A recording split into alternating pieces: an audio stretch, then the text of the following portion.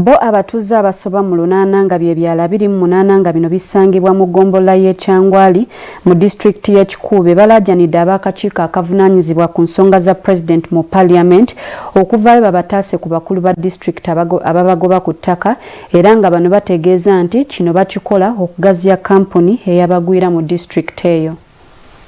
Abatuuze byala 28 nga bino bisangibwa mu ggombolola y'e Kyangwali mu disitulikiti y'e Kikuube balaajanidde ab'akakiiko akavunaanyizibwa ku nsonga za President mu Parliament babataase baleme okugobwa ku ttaka kubanga bagamba nti disitulikiti y'e Kikuube erina ekigendererwa eky'okugaziya enkambi y'ababundabunda bo baviiremu awo. Ni kintu ky'obusaasi kusanga gavumenti eri kuteeka amaani muno mu bantu bakuruga heeru kukira abantu bawulikiriza. Akakiiko kano katuuzizza olukiiko lw'abatuuze mu boogeredde bibaluma ne bategeeza nga bwe baasengulwa okubazza ku byalo ebirala naye nga tebabawa yadde 10 ng'ennaku z'omwezi 28 omwezi ogw'omusanvu omwaka 2020 Ssaabaminisita wa Uganda Ruhakana Rugunda yalagira abatuuze bano okusenguka ku ttaka lyabwe eriwezaako eka 3574 ng'agamba nti ttaka lya nkambi eyabagwira 2018 bakagaruka nk'oku batubinjirira bagaruka bali kwijja ngo abantu mu myanya ya bukinda bali kubagarura kuno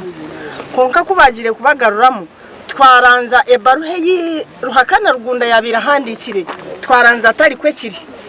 okuyabire negamba yakaba negamba ngo babanze baturebe batwetegereze batukorere biri kogwa tumone kubiyo umwanya bakatugarura nkahe umugundi mwa. They grabbed our people, throw them on trucks and throw them here like sand during COVID. I can assure you abantu aba bakabataharore babareta babashukaha mukomushenyi obwiro bukayika bayija batubinga mu bibanja byaitu obatubingire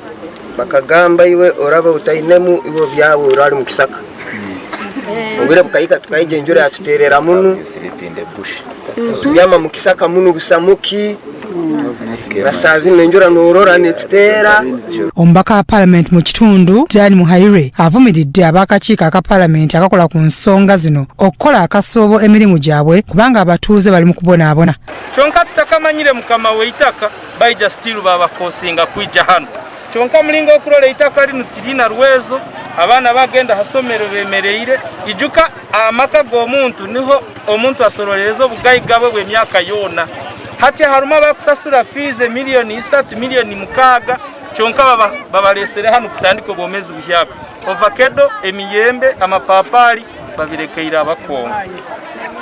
nicho kindesere kugamba komiti eyanguhi ehereza abantu baitu akantu kokutandikiraho baraba balemeize kuno. Jessica Bekuku ssente bw'akakiiko kano agambye nti ensonga z'abatuuze baziwuliriza nga basigadde kola alipoota eri Parliament ey'e10 nga tennaba kuwummuzibwa. We are going to raise short-term and long-term issues. One is to ensure that the basic needs of these people are supported, but also we have long-term plan for them, not only by central government but also by local government. The sustainability in terms of the development of this place needs to be planned from the sub-county level up to the district level. Kampuni y'abagwira eya Kyangwali yatandikibwawo mu mwaka gwa 1960 oluvannyuma lw'omukama wa Bunyoro Kitala Satito Winyi okuwaayo ettaka eryo ne bakola endagaano ne gavumenti mu kaseera ako nga Frederick Crawford ye yali ku ludda lwa gavumenti.